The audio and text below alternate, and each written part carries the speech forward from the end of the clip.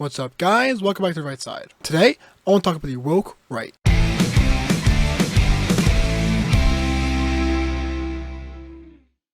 There has been a growing discussion online about the term woke right in the right-wing political sphere. The funny thing is that on top of this, the dividing line immediately formed between two sides pointing the finger at each other. Initially, I noticed a distinction between those who criticized Israel and those who defended it. This divide has been emphasized again since the H-1B visa discussion. The divide between those more neoconservative and prioritizing opportunities for migrants offered the idea that America is in and of itself an idea. The other side is those who believe in a more sovereign, strict immigration policy, prioritizing America's culture over maximizing the country's GDP. Where I saw valid points on the side of the neoconservative perspective, I quickly realized upon further inspection a very flawed foundational principle. Among others, the loudest voice coining the term woke right is none other than James Lindsay. In one thread, James Lindsay stated that America, while technically being a country, a nation, is also and should be treated as an idea. Other threads of his likened the woke right, as he calls it, to no better than leftists who run to the government to solve their problems. This is actually a slight wrinkle or contradiction that I have with the populist right when I was a more moderate Republican. In principle,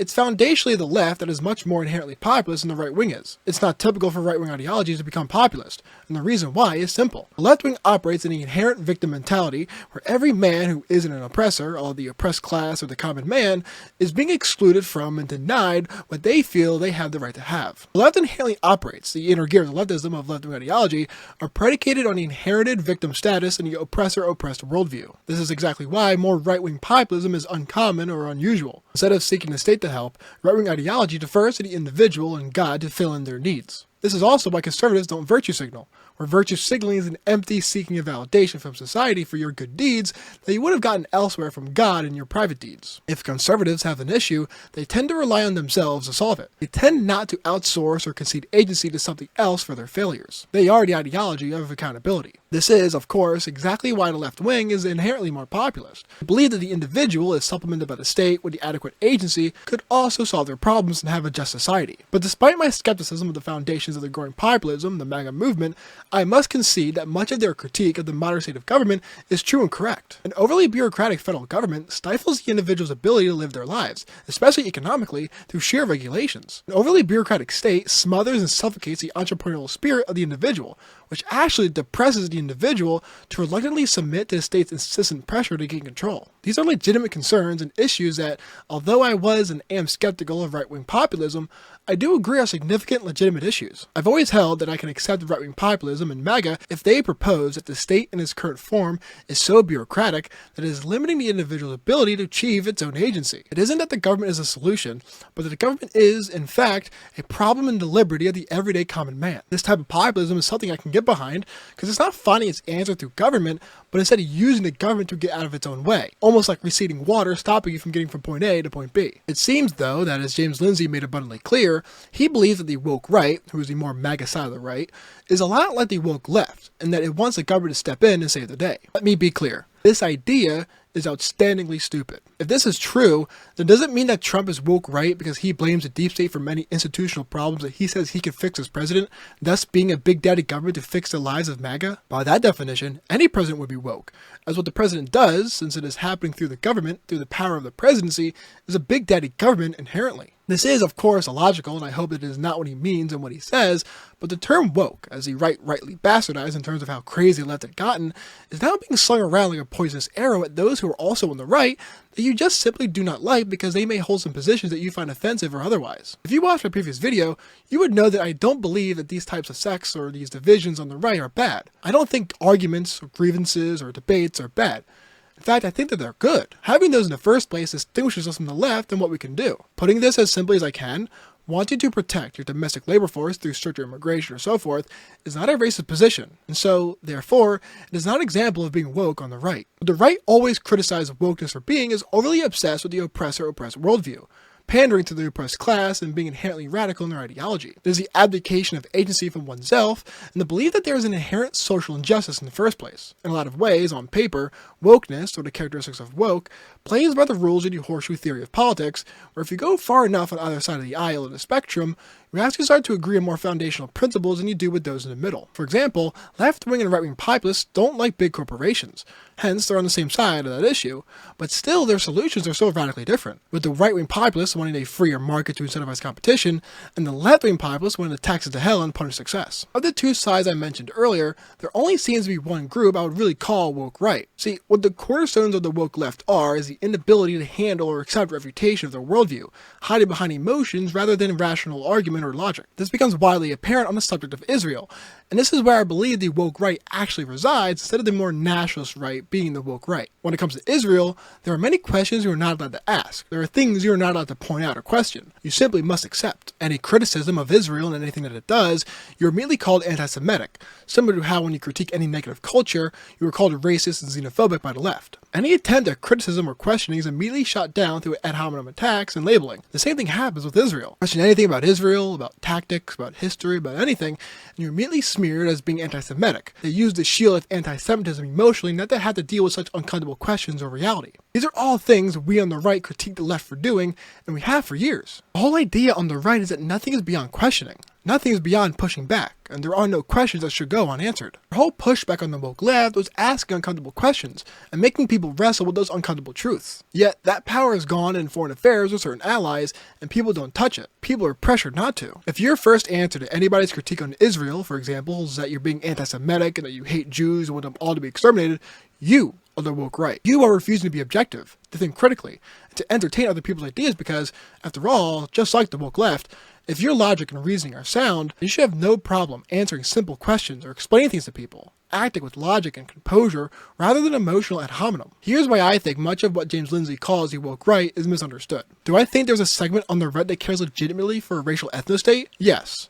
Just like there are those on the left who want to flood our country with immigrants and dilute the native population, but I've been soundly consistent and clear that I believe that culture is far more important than race. A white liberal and a white redneck have far less in common than a black redneck and a white redneck. Do culture and race often link very closely? Yes, perhaps it does, but it doesn't have to. Culture, after all, is a choice where race is not. I can't be black as much as I wanted to or as hard as I tried, but I can choose to adopt a certain set of values, beliefs, and principles. Culture, choice, where race is not. I consider myself quite nationalist, which means that I want to preserve a certain set of values, principles, and beliefs in this country. Values, principles, and beliefs that transcend race. I don't believe that it is woke right to want to preserve the American culture, but it also seems like an unfair, disingenuous setup by those who coined the term woke right to almost disregard the plain evidence of the Great Replacement theory, or what was once a theory and is now standard Democrat policy. Is pointing out that the Great Replacement theory is real woke right? Is pointing out that fact woke right in and of itself? Because if it is, and that's what you're shaming and bastardizing, that's a problem. The Biden administration implemented the Great Replacement theory over the past 4 years. If the solutions to that problem are woke right,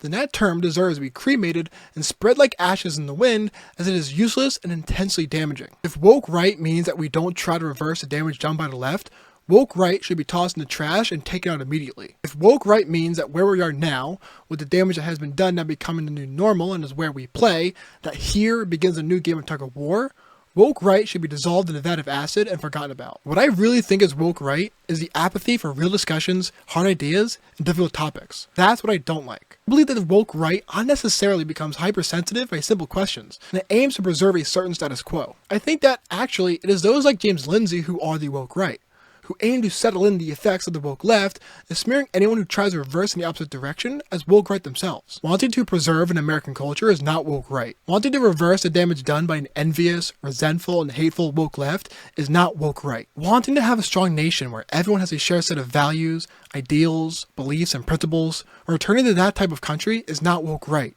It's simply not. If you find yourself calling others names as a standard form of attack, you might be woke right. If you disengage from a topic out of emotion, you might be woke right. I only say these things not because I don't like seeing the infighting on the right. As I've said in the past, I think that this type of infighting is actually what helps us come together in a way where we can clarify our differences and thus become stronger together. I say these things because, to me, one of the most frustrating societal patterns that happens across civilizations is what has happened in our culture and our country for the past 100 years.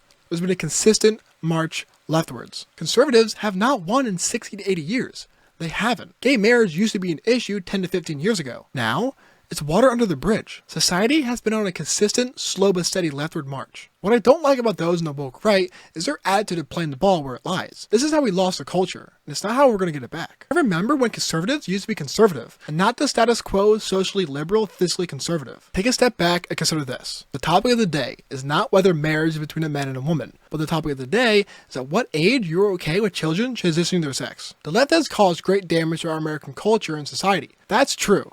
But what's also true is that it's not irreversible. It's not permanent. It can be undone. It can be fixed. But it won't be fixed if we accept their terms of engagement. The idea that America is just that, an idea, is terribly destructive. Not because the Constitution is destructive, but because, in fact, the Constitution, as I said before, and I will continue to say, is the single greatest guarantor of human freedom known to man, but because a country is a country. We may have founded it on phenomenal principles and ideals, but are we to say that America is, in and of itself, unique from every other country on earth, insofar as it isn't a nation or a country as other countries are? That we are the only geographically bordered land classified as an idea, not a country or a nation with its own citizens' interests and needs? That is ridiculous. We are a country founded on the greatest ideas ever put into a constitution. And those ideas are worth fighting wars over. But what is equally important, if not more, is the very health and stability of that country. For a country with such a strong constitution and basis of founding is only as strong as the people that make it up. It is only as resilient as the culture it produces. And if you are fighting back and calling that woke right, you might just be woke right yourself. America is not an abstract idea. America is a country on earth. A nation, among others, that is founded on some of the greatest ideas ever constituted. Both things can be true at once. They do not have to be mutually exclusive. I want to protect both.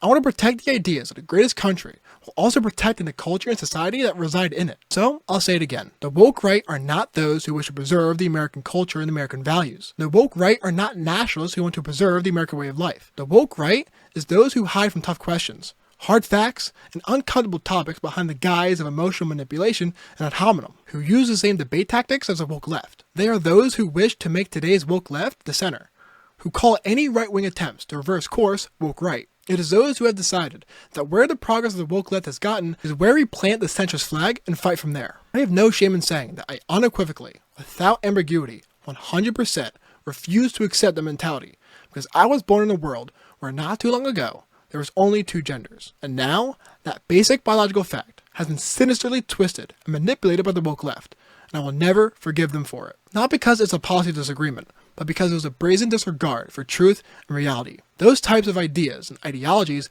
ought to be fought with every fiber of your being. Those who call others woke right are actually nothing more than people who seek to redefine what the right fundamentally is.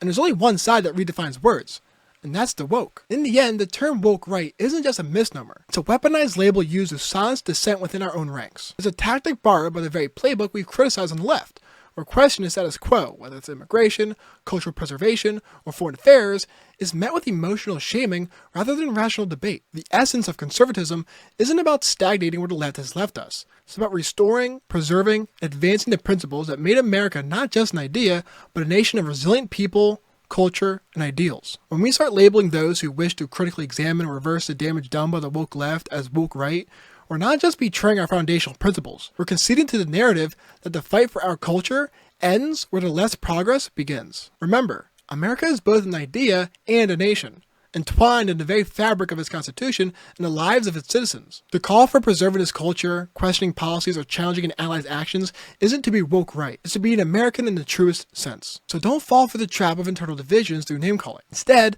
let's engage with each other's ideas, no matter how uncomfortable they might be, with the same vigor that we once used to challenge the woke left. If we don't, we risk losing not just our culture, but also our identity as conservatives who stand for something more than just maintaining the status quo set by our adversaries. The fight isn't over. It's just beginning. We need to reclaim the narrative, unite beyond labels, and fight not just to hold our ground, but to recapture the soul of this nation, with truth as our weapon and unity as our shield.